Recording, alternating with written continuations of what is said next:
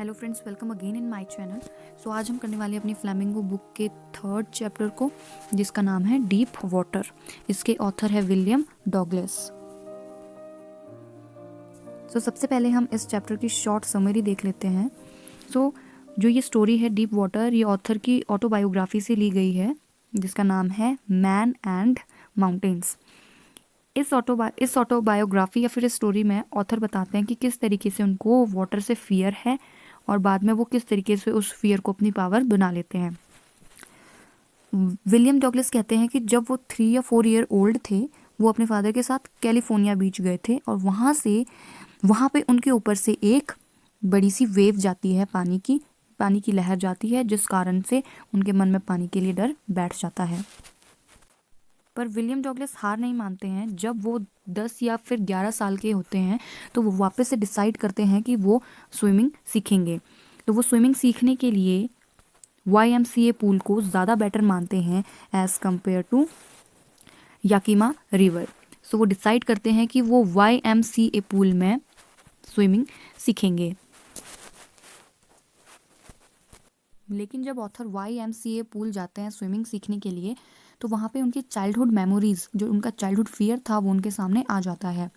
फिर वो वहीं पे खड़े होके सोच रहे होते हैं कि वो किस तरीके से स्विमिंग करें। तो पीछे से एक लड़का आता है जिसकी एज लगभग 18 ईयर ओल्ड होगी। वो उन्हें पानी में धक्का दे देता है।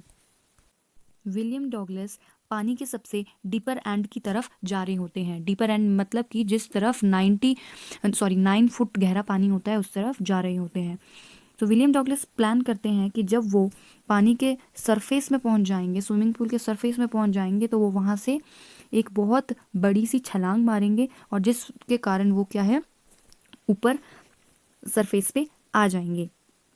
और लेकिन उनके लिए ये 9 फुट भी 90 फुट जैसा गहरा होते जा रहा है।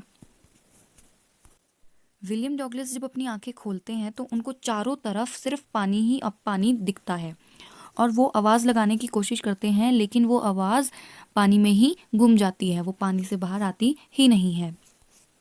विलियम डॉगलस की अब सांस लेने में बहुत दिक्कत आ रही होती है और वो अब सांस नहीं ले पाते हैं और उनको लंग्स में प्रॉब्लम आने लग जाती है और वो ऐसा फील करते हैं कि बस अब वो डेड हो जाएंगे। लेकिन कुछ टाइम बाद जब विलियम डॉगलस अपनी आंखें खोलते हैं तो वो पाते हैं कि वो स्विमिंग पूल से बाहर आ चुके हैं।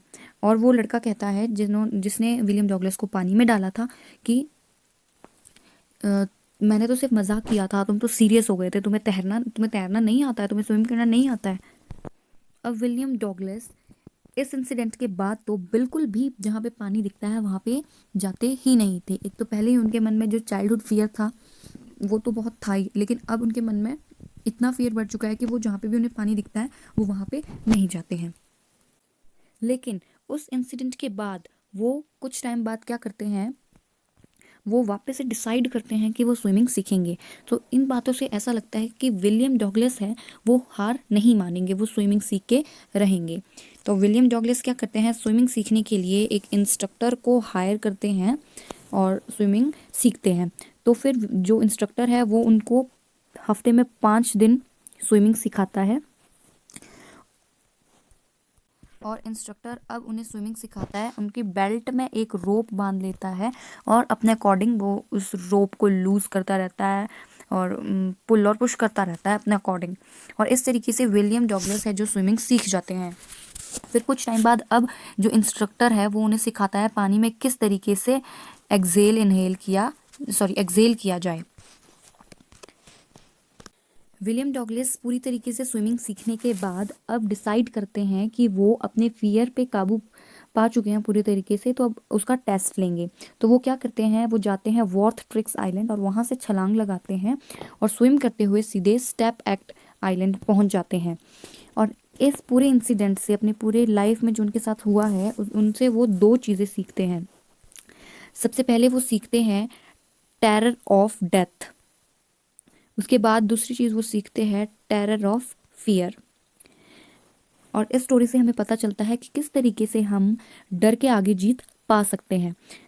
विलियम डॉगलस के साथ लाइफ में इतने सारे इंसिडेंट हुए हैं, उनके साथ इतने मतलब इतने डरावने डरावने इंसिडेंट हुए हैं, लेकिन उसके बावजूद भी उन्होंने स्विमिंग सीखी। तो इस स्टोरी से तो ये साबित होता है कि हम अपनी लाइफ में जो करना चाहते हैं वो कर सकते हैं और करके ही रहेंगे। So thank you for watching this video. I hope that this video will help you, and please like, share and comment. And for doubts you can comment in the comment section.